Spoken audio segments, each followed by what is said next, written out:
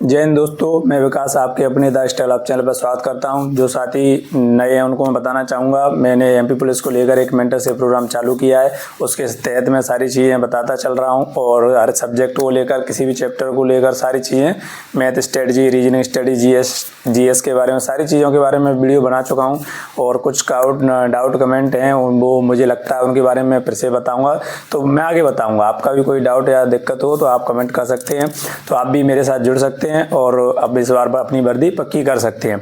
आज एक मेन चीज़ के बारे में मैं बताने क्या थोड़ा सा डिस्कस करने आया हूँ, क्योंकि 2-3 मेरे साथी थे, वो तो पर्टिकुलर लगातार हर वीडियो में कमेंट करते हैं कि मतलब इस बार ऐसा क्यों बोल रहे हैं, आपका गोल्डन अपॉर्चुनिटी है, या ऐसा क्यों मतलब बता रहे हैं कि इस बार अच्छा मौका है।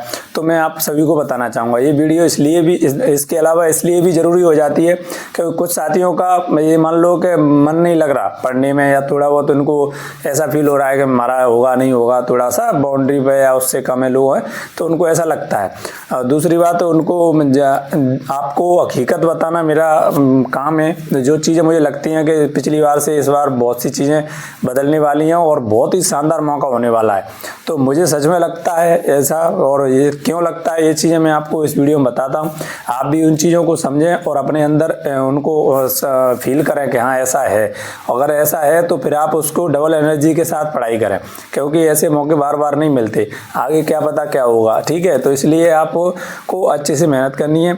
उसके ये गोल्डन अपॉर्चुनिटी इसलिए है, उसके पर्टिकुलर रीजन है, क्योंकि उसका क्या होता है कि मतलब एक कोई रीजन होता है वो अलग बात है, लेकिन इसके मल्टीपल रीजन देखो। पहले मैं आपको बताऊं कि ये भर्ती है ना, वो लगातार आई है, लगातार इन द सेंस जैसे ही ज्वाइनिंग हुई है दूसरी भर्ती आ गई, यानी ऐसा बहुत कम देखने को मिलता है, गैप बहुत मिलता है। तो लड़कों को पढ़ने के लिए, तमाम चीज़ों के लिए अच्छा टाइम मिल जाता है।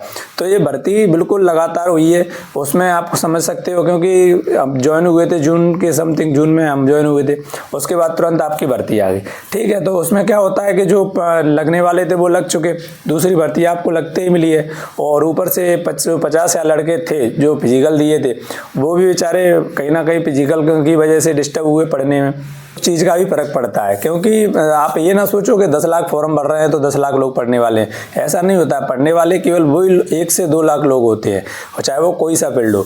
तो ये एक बड़ा रीजन है। दूसरा रीजन मैं आपको बताना चाहूँगा कि मतलब इस बार सरकार द्वारा जो फर्जीवाड़ा पकड़ा गया है उसका बहुत बड़ा फर्क पड़ने वाला है, और सच में पड़ने वाला है। क्योंकि आप खुद सोचो एक चीज़ को, क्योंकि जो मान के चलो जो लड़के कुछ 420 काम करते थे, वो अब इस बार डरेंगे, मतलब जुगाड़ करने से, इन चीज़ों से, क्योंकि सरकार ने अच्छा कदम उठाया और पकड़े गए। हो सकता है अगली बार ऐसा हुआ तो वो कहीं के नहीं रहेंगे।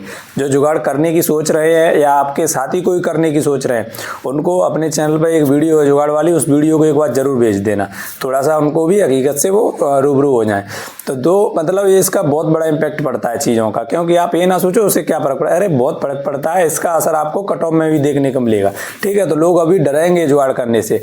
ठीक है, फिर भी मान लो कोई मेरा साथी कहता है कि नहीं भैया जुगाड़ तो होंगी, क्योंकि मुझे पता है आप ये कमेंट पक्का करोगे, क्योंकि बहुत से साथी ऐसे जुड़े हैं मेरे से जो बोलेंगे कि जुगाड़ तो होंगी, ऐसा नहीं है, वैसा हो रही है, ऐसा होगा वैसा होगा। मान के चलो, मैं आपकी 1 मिनट के लिए बात मान लेता हूं कि ऐसा कुछ थोड़ा बहुत होगा, जो कि अब बड़े पैमाने पर तो होने से रहा, क्योंकि सरकार द्वारा पकड़ी जा रही चीज़ें आगे भी पकड़ी जाएंगी। मान लो फिर भी लोग कुछ करते हैं थोड़ा बहुत, तो आप उसको बहुत ना के बराबर चीज़ें होंगी, तो आप उसको ऐसा मान सकते हो कि चलो 7500 वैकेंसी हैं, वो 7500 ना होकर 7000 हैं, 7200 हैं, 7300 हैं। मान लो 1-2% कोई इधर उधर हो भी जाए, तो आप ये चीज़ सोचो, इतना डिमोटिवेट होने की जरूरत नहीं है। ठीक है, तो उसमें क्या है कि बहुत अंतर पड़ेगा इस चीज़ का, आप इस चीज़ को फील करें। और अगर मैं गलत कह रहा हूँ तो आप इस बात के बारे में, इसके बारे में कमेंट कर सकते हैं और मुझे बता सकते हैं कि ऐसा नहीं है, तो मैं भी आपकी बात को समझूंगा। और अगला एक रीजन एक ये भी है जो कि सबसे इम्पोर्टेंट रीजन है। ये इसलिए कि इस बार क्या है कि एमपी पुलिस भर्ती आई है, तो सब लोग सभी जगह मतलब अपने अपने फील्ड में बिजी है। इसका क्या मतलब है? मतलब ये है कि देखो यूपीएसआई की वैकेंसी चल रही है, यूपी पुलिस भी आने वाली है, चाहिए। यानी यूपी के लड़के जो यूपीएसआई जो मेन टारगेट करते ही हैं मैक्सिमम लोग, वो सब यूपीएसआई में लगे हुए हैं। दूसरा आपका दिल्ली पुलिस आ गया, ठीक है। तो दिल्ली पुलिस में सारे लोग दिल्ली पुलिस वाले हैं, जिनको थोड़ा सा दिल्ली पुलिस साइड जाना होता है वो दिल्ली पुलिस में लगेंगे, यानी मेहनत करने पर उसके लिए लगेंगे। एसएससी जीडी अब आने वाली है और अब एक रिजल्ट रुका हुआ है, ठीक है। राजस्थान वाले राजस्थान बिजी है, यानी सब लोग कहीं ना कहीं बिजी हैं। अब आप लोग ये बोलना चाहो कि मतलब पेपर तो सब देंगे, बिल्कुल पेपर सब देते हैं। आप एमपी पुलिस वाले भी यूपीएसआई देने जाओगे ऐसा नहीं है, पेपर सब देते हैं, लेकिन एक कोर होती है ना, कोर, जैसे एमपी पुलिस के लिए कोर, वो बनने में मतलब लोग ज़्यादा नहीं मिलेंगे आपको। आप लोग एमपी पुलिस को टारगेट कर रहे हो तो आप ज़्यादा नहीं मिलोगे। यानी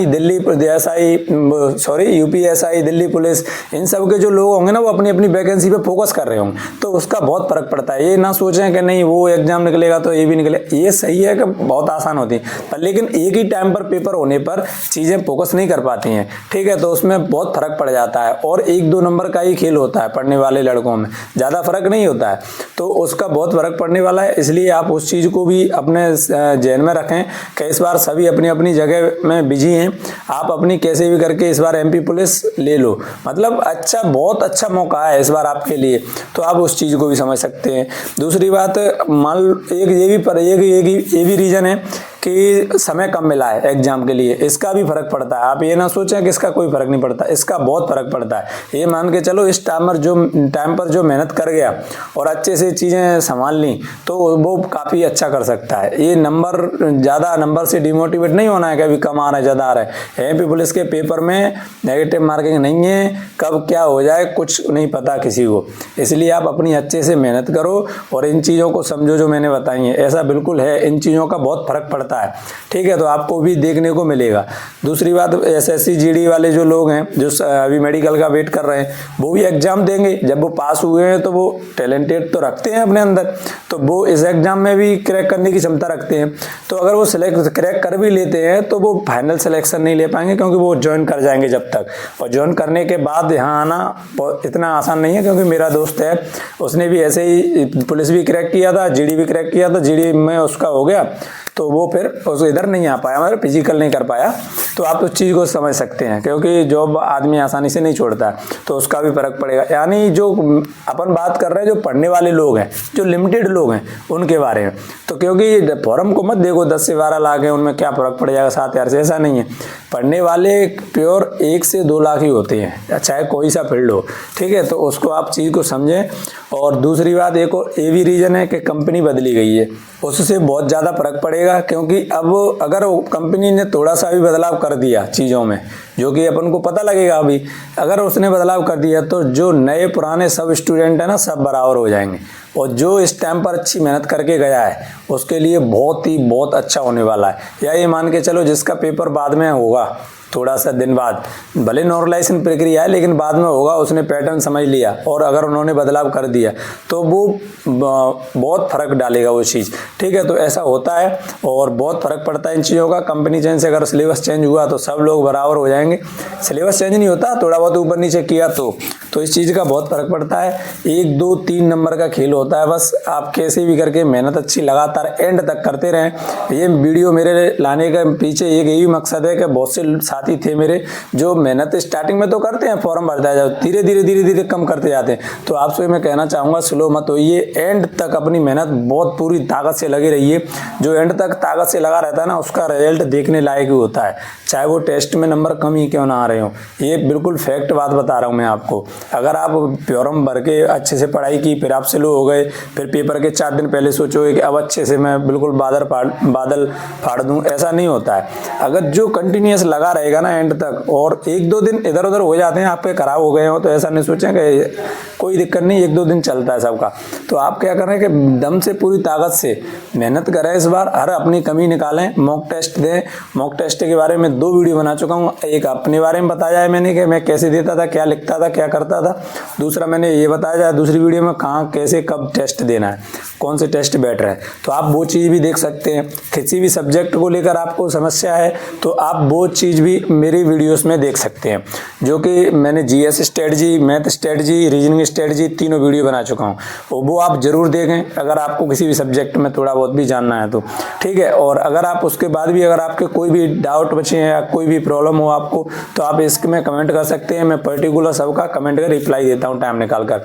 और दूसरी बात, अगर आपको पर्टिकुलर बात करनी है तो मैं लाइव आता रहता हूँ। साथियों का कहना तो ये है कि मैं डेली लाइव आऊँ या रात के समय जब भी फ्री हूँ तो, लेकिन ऐसा मुझे अच्छा नहीं लगता कि आपका टाइम ख़राब हो। तो आपके सवाल जैसे ही मुझे लगे ज़्यादा इकट्ठे से हो रहे हैं तो मैं लाइव आया करूँगा 2 दिन में 3 दिन में। आपके कोई भी सवाल जवाब हो तो अपन वहाँ पे कर सकते हैं, और पर्टिकुलर मैं हर कमेंट का रिप्लाई भी देता हूँ। तो मिलते हैं अगली वीडियो में। जय हिंद साथियों।